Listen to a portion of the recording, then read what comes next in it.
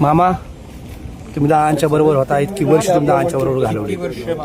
दादाकडे मी आता गेले 2099 पासून 27 वर्ष झाली दादाकडे.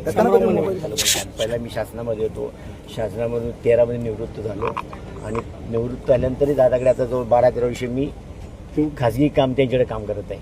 खरं तर दादांची दादा इकडे पुढे बघा. अनुभव तुम्ही या ठिकाणी पाहिले काय नेमकी आठवणी आठवणी काय आहेत दादा, कितीतरी आठवणी अशा आहेत की सांगण्यासारख्या आहेत की त्यांनी समजा त्यांचा तो वक्तशीरपणा, स्वच्छता म्हणा, कामाचा टाईम. दादा जर समजे म्हणले तू सकाळी 6ला तयार राहा, तर आम्ही 5:30ला तयार राहायचो.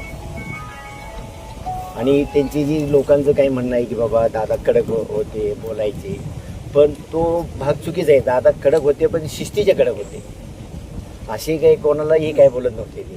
आणि एखादा कुणी जाऊ द्या, सामान्य माणूस छोटा मोठा कुणी असलं तरी ते त्यांना मदत करायचे. माझं तर काही विषय नाही. मंगळवारी शेवटची कॅबिनेट झाली त्यावेळेस तुम्ही सोबत होते दादाच्या, काय रात्रीपर्यंत? हो, रात्रीपर्यंत मीटिंग चालू होतं. मीटिंग संपल्यानंतर ते आम्हाला असं ठरलं की बाय रोड पुण्याला जायचं आणि पुण्यात मग करून दुसऱ्या सकाळी ह्याला जायचं, बारामतीला जायचं. बारामती सकाळी 10 वाजता निराव ऑगस्टला दादांची सभा होती. अशा 2-4 सभा ठरल्या होत्या. कशामुळे उशीर झाला, काय झालं? उशीर काही झालेला नाही. दादांनी ठरवलंच की आता म्हणजे आम्ही बऱ्यापैकी 99% आम्ही बाय रोड जायचं होतं.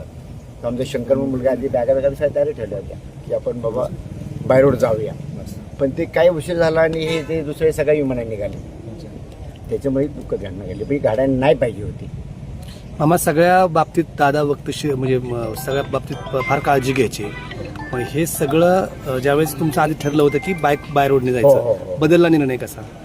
रात्री उशीर झाला ना, काही मिटिंगमुळे जातो. रात्री उशीर झाला, थोडासा उशीर झाल्यामुळे म्हणले बस सकाळी डायरेक्ट बारामतीला विमानानं जाऊया.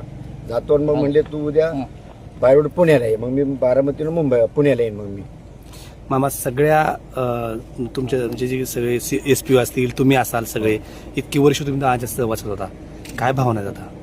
भावना काय आता साहेब की एवढं दुःख वाटतं, एवढं की आम्हाला तर काय बोलू शकत नाही. आणि मला तर अजून माझं मन असं म्हणतं की दादा आपल्याच आहेत. अजून दादा गेले नाही. त्याचे फोटो बघितले ना तुम्ही, बघा त्यांचे फोटो बघा तुम्ही, म्हणजे किती वाईट वाटतंय साहेब. बघा मामा, ज्यावेळेस अजित पवार असायचे त्यावेळेस अजित पवार अनेकदा कॅनव्हास सोडून निघून जायचे, पण त्यावेळेस मात्र तुम्ही सोबत असायचं. कसं तुमचं टायमिंग राहायचं? नाही टायमिंग मी आता तुम्हाला पहिलं काय सांगितलं, दादा म्हणले जर 5ला म्हणले तर आम्ही 5:30ला तयार असणार. मग दादा रात्री 12 वाजो 2 वाजो गाडी आमची नीट सकाळी आम्ही अर्धाच गाडी तयारच अगोदर. दादा म्हणले 5-4:30ला गाडी तयार असायची.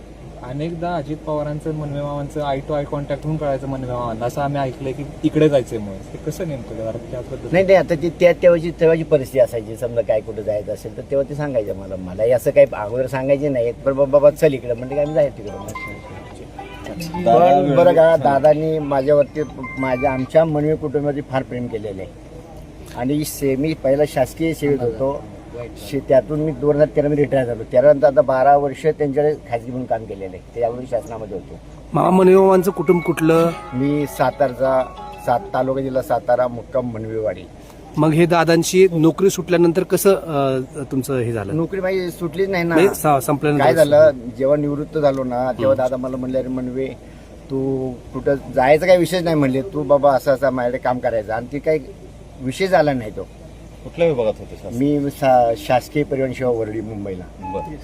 दादा नॉट रिचेबल आल्यानंतर तुमच्यासाठी नाही तसं काय नाही. आता तो भाव वेगळा आहे. तो कसं जेव्हा आम्ही त्याच्यासाठी असायचो विषय तो नव्हता. आणि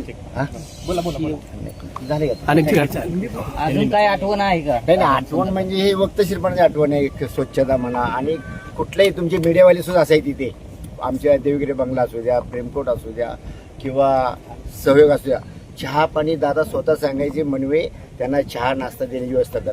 तुमचे TV9 वाले मुंबईला निम्याचे बघा प्रेमकोटला. तुम्ही कोण आहात तर ते त्यांना कंटिन्यू करोना काळामध्ये सुद्धा दादांनी जी सोय केली होती चहा पाणी नाश्त्या पाण्याची. थँक्यू.